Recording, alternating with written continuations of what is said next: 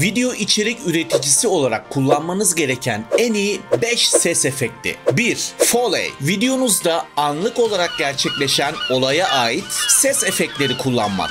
Örneğin yürüyen adamın ayak sesleri veya tavada kızartılan yemek gibi. 2. Ambience yani ambiyans. Ambiyans sesi içeriğinize güzel bir hava katar ve izleyici için daha sürükleyici bir deneyim yaratır. Sıfırdan ileri seviyeye uygulama ağırlıklı video kurgu eğitim setim yayında. Detaylar için profilimdeki linke tıkla. 3. Transition sounds yani geçiş sesleri. Sürekli whoosh ve benzeri ses efektleri kullanmak yerine geçişinize uygun ses efektleri kullanmak için harika bir çözümdür. 4. Impacts. Bu tarz ses efektleri izleyicinin videonuza daha fazla odaklanması için yardımcı olur. Ve 5. Whooshes. Bu tarz ses efektleri videonuza dinamik bir his katar. Bunun gibi. Daha fazlası için gönderiyi beğenmeyi ve takip etmeyi unutma.